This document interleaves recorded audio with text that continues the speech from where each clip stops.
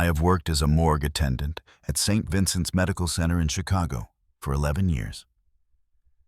During that time, I have processed over 3,000 bodies. Natural deaths, homicides, suicides, overdoses, motor vehicle fatalities, people who died peacefully in hospice care, and people who died violently in the streets. Bodies recovered from fires, from water, from neglect. The remains of entire lives reduced to paperwork, toe tags, and refrigeration unit numbers. You develop a professional distance in this work, a necessary separation between the emotional reality of death and the technical demands of morgue operations. The dead are not people to us. They are procedures, intake documentation, chain of custody protocols, autopsy scheduling, identification verification, body release forms. You learn to see the corpse as an object, not a person. You learn to perform your tasks efficiently, dispassionately, because the alternative makes the work impossible. I believe that separation was complete, that once the heart stopped and brain activity ceased, the person was simply gone, replaced by biological matter following predictable patterns of decomposition. But there are cases that shatter that distance entirely. Cases where what you experience contradicts everything you understand about death and consciousness. Cases where your training tells you one thing, while your own senses tell you something completely different. Cases that make you question not just your professional assumptions, but the fundamental nature of awareness itself. My name is Marcus Webb, and I need to tell you about Thomas Keller. Not because I have answers, I do not. Not because I can explain what happened using medical or scientific principles, I cannot. But because what I witnessed during the early morning hours of February 3rd, 2024, changed my understanding of death, consciousness, and the boundary between them in ways I am still processing. And because 2 months later, I still hear his voice clearly in my memory, still remember exactly what he said while lying motionless in a sealed body bag inside a refrigeration unit. This is not speculation. This is not misinterpretation of ambiguous sensory data. This is documented fact, witnessed by 2 experienced morgue professionals with a combined 22 years in death care, captured partially on security camera footage, and verified by physical evidence. We located exactly where a dead man, a man with no pulse, no respiration, no brain activity, told us to look. What happened with Thomas Keller over the course of 3 hours defies every principle of neuroscience, physiology, and consciousness studies I have encountered in my professional training and practice. February 3rd, 2024. Tuesday night, 117 hours. I was 6 hours into a 12-hour overnight shift in the morgue. Quiet night, typical for midweek. No weekend backlog, no mass casualty overflow from area hospitals. Just routine documentation, equipment maintenance, and the steady mechanical hum of refrigeration units cycling through their temperature protocols. Then my phone buzzed. Transport incoming. Male, mid-40s. Cause of death, undetermined, pending autopsy. Found deceased in his apartment by a neighbor reporting an odor. No signs of forced entry. No obvious trauma visible to first responders. Routine. My coworker Daniel Price was already preparing the intake station when I hung up. Daniel had worked the morgue for 13 years, longer than I had, and possessed the kind of methodical precision that made him an ideal partner for night shifts.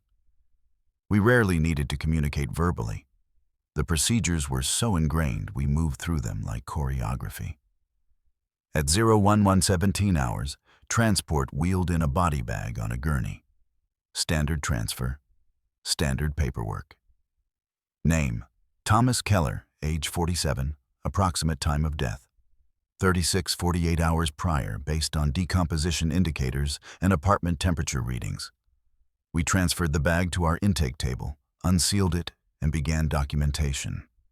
Thomas Keller appeared to be Caucasian, approximately 5'10", medium build, wearing boxer shorts and a t-shirt. Rigor mortis had already passed. Livor mortis present, consistent with reported time frame. A small surgical scar near the right collarbone. A wedding band on his left ring finger. His eyes were partially open. That's not unusual. Eyelids often remain open after death when facial muscles relax. Still, something about the way his unfocused gaze pointed toward the ceiling made me uncomfortable. I told myself that was projection. The human brain finding patterns in randomness. We documented identifying marks, took photographs per protocol, removed his clothing and jewelry for inventory, and prepared him for temporary storage pending autopsy assignment. Daniel zipped the body bag closed. I picked up the clipboard to complete intake documentation. And that was when I heard it. "Don't put me in the cold yet." The voice was not loud, not dramatic. It sounded conversational, matter of fact, like someone speaking from across the room. I froze. Daniel froze. The refrigeration units hummed steadily behind us. No alarms, no movement from the table. Thomas Keller's chest did not rise. The body bag remained sealed. The only sound was our breathing and the mechanical drone of cooling systems. "Did you hear that?" Daniel asked quietly. I nodded. Neither of us moved toward the refrigeration units. Morgues are profoundly quiet places. When something breaks that silence, a dropped instrument, a door closing, even footsteps in the hallway, your brain immediately searches for rational explanations. Air pressure differentials, pipes settling, someone speaking in an adjacent room, but the hallway outside was empty. The security monitors showed no one near the morgue entrance. The building's overnight skeleton crew was 3 floors above us. I forced a laugh, too loud, too sharp. "Probably the ventilation system," I said. "Old building, weird acoustics." Daniel did not laugh. We finished the intake procedure, transferred Thomas Keller to refrigeration unit C3, logged the drawer assignment, sealed the door. Protocol complete. Or it should have been. 10 minutes later, while I was completing the intake paperwork at my desk, I heard it again. "It's too cold in here." This time, the voice came from inside the refrigeration room. Daniel's pen stopped moving. He looked at me slowly. "Tell me you heard that." I heard it. We stood up simultaneously. The refrigeration room door was closed. All indicator lights showed normal operating status. Drawer C3 remained sealed, its magnetic lock engaged. Daniel reached for the handle, pulled the drawer open. Thomas Keller lay exactly as we had positioned him. No movement, no muscle twitching, skin already pale and cooling toward ambient refrigeration temperature, eyes still partially open, fixed on nothing. And then, clear as day, as if someone were standing directly beside us. "You missed something." This time there was no mistaking it. Thomas Keller's lips didn't move.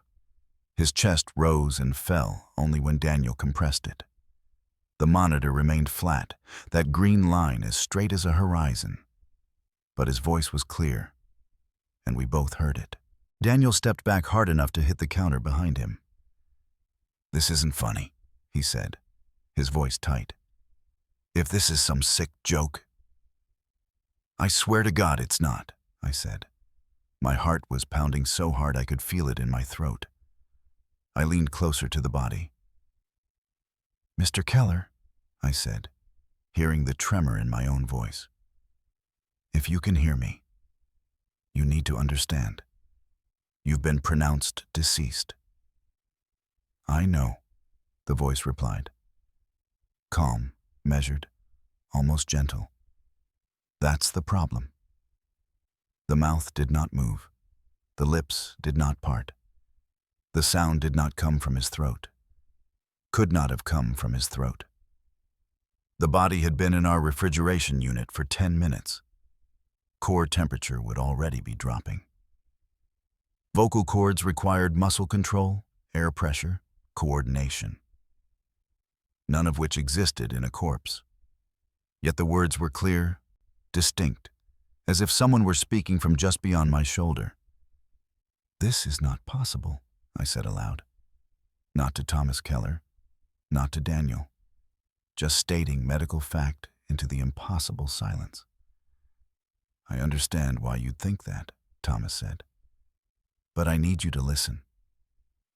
Daniel made a sound halfway between a laugh and something like panic.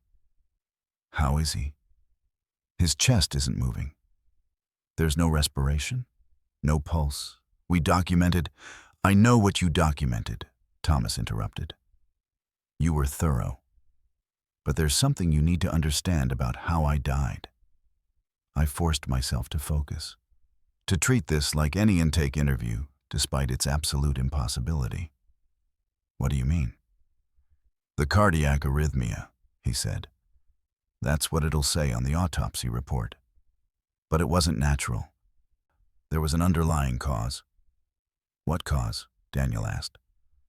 "Potassium chloride, injected directly into my IV port. I was in the hospital 3 days ago for chest pain. They sent me home with a saline lock still in place. Someone used it." I stared at the body. We hadn't noticed an IV site during intake, but we hadn't been looking for one either. "How do you know this?" "Because I felt it happen," Thomas said. I felt my heart stop. Felt the arrhythmia start. I knew what was happening, even as I lost consciousness. The clinical detail was too specific, too accurate for random invention. Potassium chloride in sufficient doses does cause cardiac arrest. It's why it's used in lethal injection protocols. But how would a dead man know what killed him? "Look at my left forearm," Thomas said. 2 inches below the antecubital fossa. You'll find the IV site."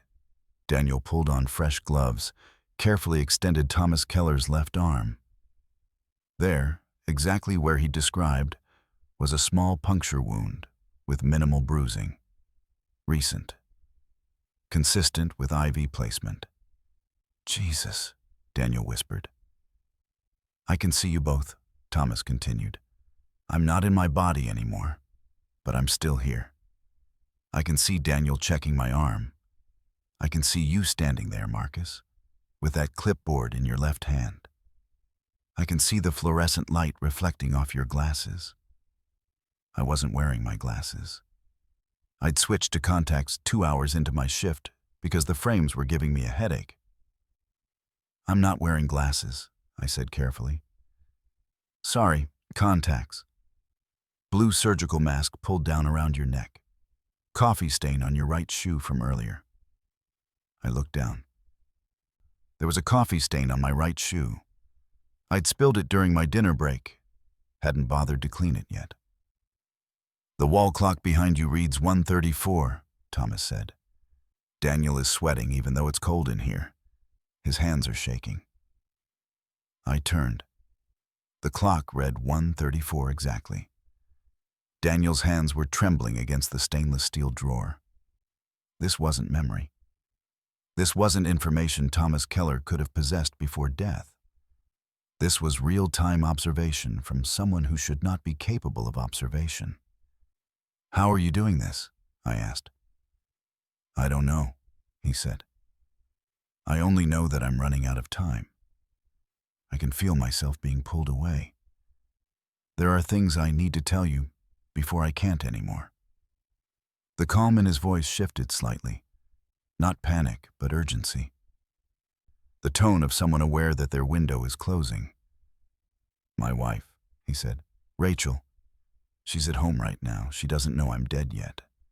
She thinks I left her." "Why would she think that?" Daniel asked.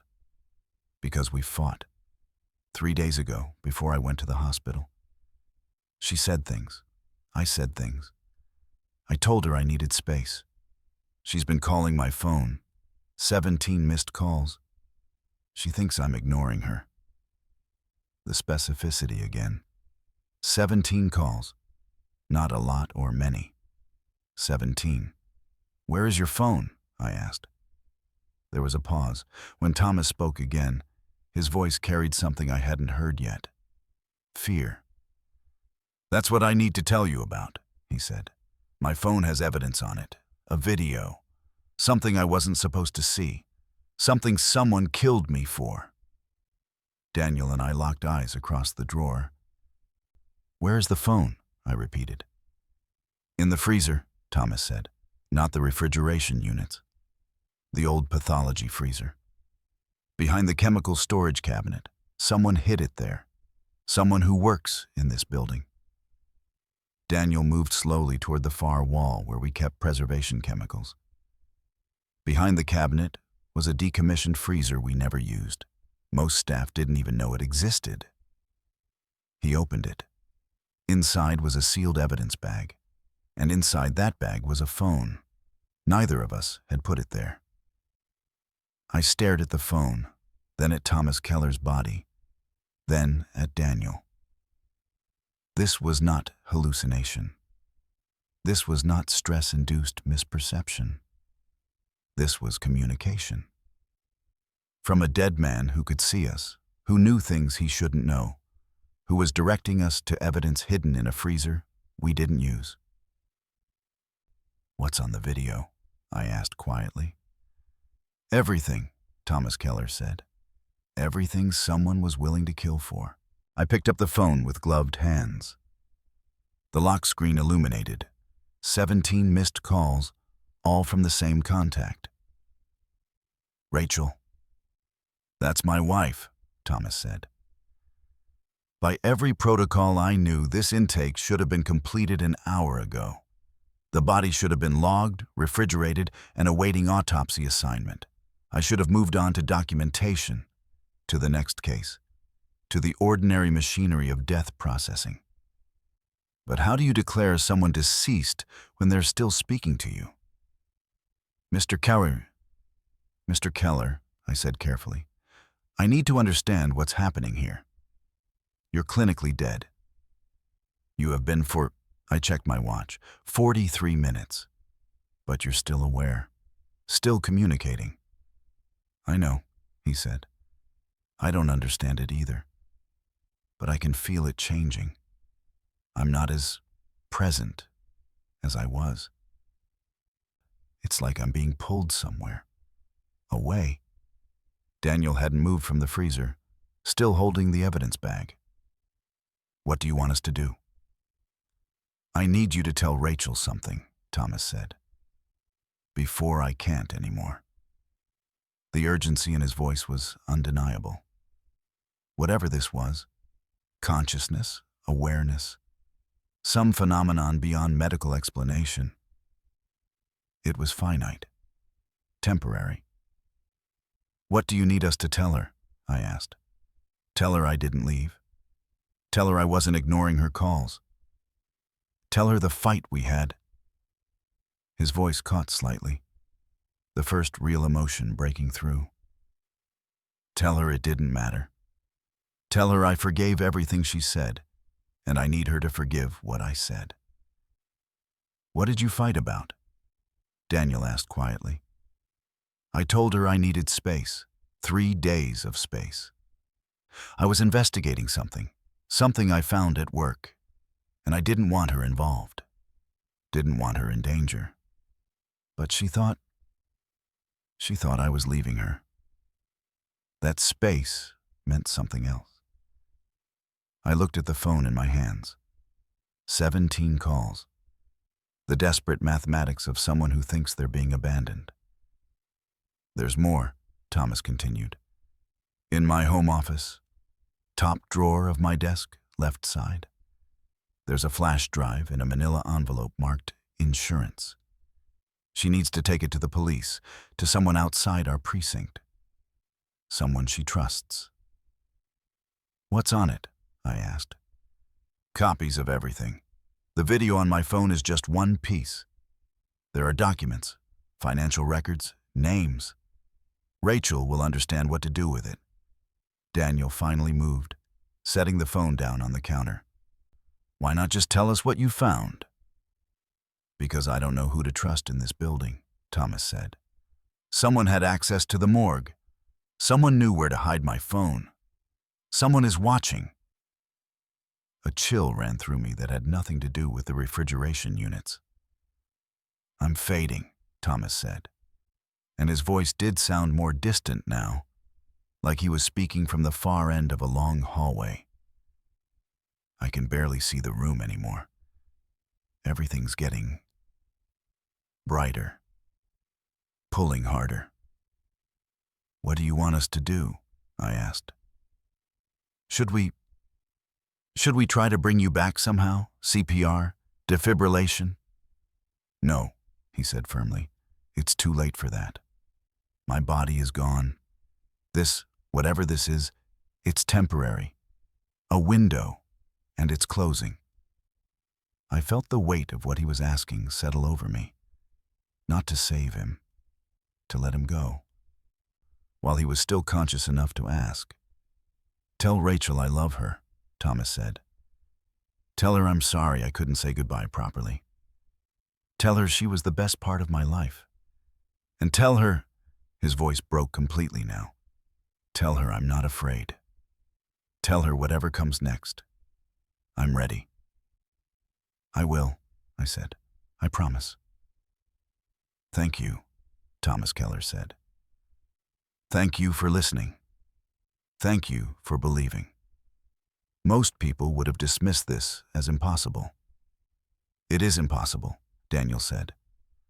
I know, Thomas replied, and I could hear the faint trace of a smile in his voice. But it happened anyway. The silence that followed was different from any silence I'd experienced in 11 years of morgue work. It wasn't the absence of sound. It was the presence of something ending. Mr. Keller? I said after 30 seconds. Nothing. Thomas? Still nothing. Daniel and I stood there in the cold fluorescent light, staring at a body that had been speaking moments ago and was now, finally, completely silent. I checked my watch and spoke into the empty room. Time of final communication, 0147 hours. It wasn't an official declaration. It wasn't in any protocol manual. But it needed to be documented. I made the call at 0203 hours. Rachel Keller answered on the second ring, her voice raw with crying or shouting or both. Thomas? Thomas, is that you? I'm so sorry, please just... Mrs. Keller, I said gently. This is Marcus Webb from St. Vincent's Medical Center. I'm calling about your husband. The sound she made wasn't quite a scream. It was the noise of someone who already knew what was coming but couldn't stop hoping they were wrong. When?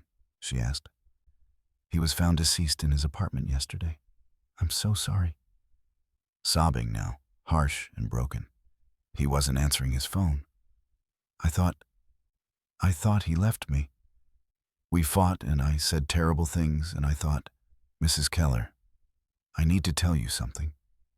Something your husband asked me to tell you. She went quiet. Your husband wanted you to know that he didn't leave you. He wasn't ignoring your calls. He wanted you to know that the argument didn't matter to him, that he forgave everything you said, and he needs you to forgive what he said. Silence on the line. Then, how could you possibly know that? He told me, I said simply. When? Her voice cracked. When could he have told you? He's been dead for... I know how this sounds, I said. But he told me tonight, after he arrived here. He told me about the 17 missed calls, about needing space, about the fight, about how you think he was leaving when he was actually trying to protect you. That's impossible, Rachel Keller whispered. Yes, I said. It is. How could he know that? She asked, and I could hear she was crying again. How could he know I thought he left me? How could he know about the calls? I didn't have an answer that would make sense, so I just told her the truth. I don't know. But he did. I wrote the incident report at 03:24 hours, after Rachel Keller hung up, after the security footage had been pulled. After Daniel and I sat in silence trying to process what had happened. The language had to be precise, clinical, unambiguous enough to document what occurred, careful enough not to sound insane. During intake processing of decedent Thomas Keller, both attending morgue staff reported auditory perception of verbal communication apparently originating from the deceased. Communications included specific factual details, later verified through independent investigation. Location of evidence, recovered. Family member identification, confirmed. And personal information unknown to morgue personnel, validated by next of kin. Phenomenon persisted for approximately 36 minutes following intake. Security footage reviewed. Visual monitoring shows standard intake procedures. Audio monitoring captured no vocalizations from decedent. All communications reported by staff only. I attached timestamps, witness statements, the evidence bag chain of custody form for the phone we'd recovered from the freezer. Then I filed it and waited. The response came 72 hours later. Hospital administration reviewed the incident. Security examined the footage. The medical director called me into his office along with Daniel. "Gentlemen," Dr. Reeves said, folding his hands on his desk, "I've reviewed your report and the associated evidence. I want to be clear. No one is questioning your professionalism or integrity." The tone was diplomatic. The subtext was not. "However," he continued, "the phenomena you described, conscious communication from a deceased patient, is not physiologically possible.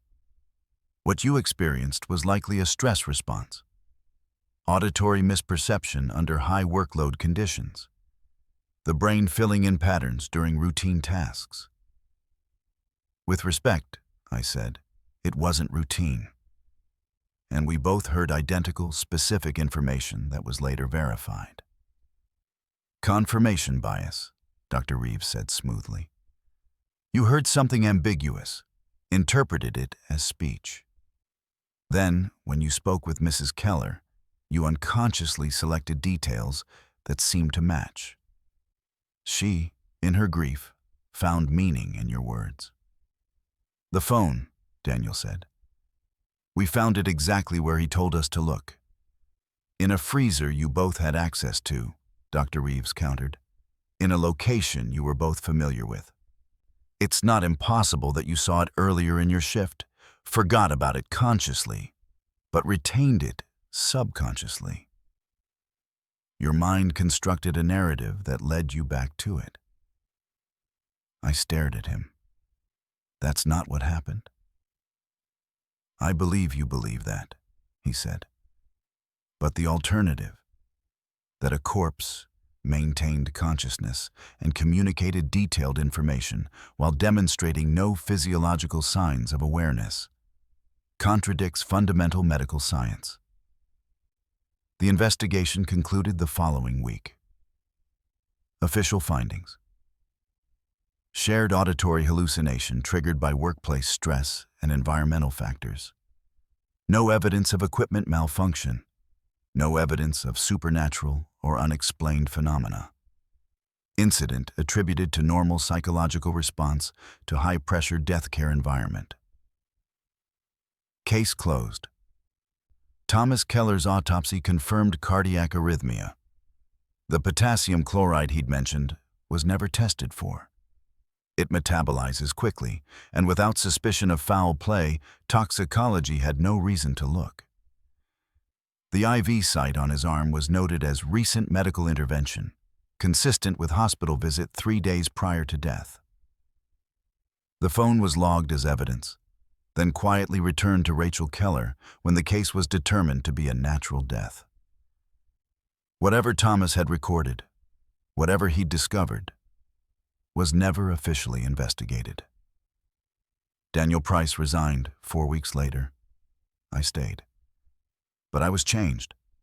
I requested the security footage, watched it 11 times over the next month. Every time the same thing. Daniel and me moving through standard procedures, me speaking, asking questions.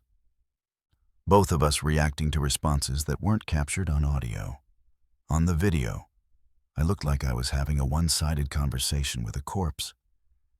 And technically, I was, because Thomas Keller's voice never registered on the recording equipment. The microphones picked up ambient noise, our voices, the hum of refrigeration units. But nothing from him, which meant whatever we heard wasn't transmitted through air, wasn't sound waves hitting our eardrums. It was something else. I started researching, found scattered literature on consciousness during clinical death, cardiac arrest awareness, terminal lucidity, most of it dismissed by mainstream medicine as anecdotal, unreliable, explained away by oxygen-starved brains misfiring. But Thomas Keller's brain hadn't been misfiring. It hadn't been firing at all. He'd been dead for 43 minutes. No pulse, no respiration, body temperature already dropping.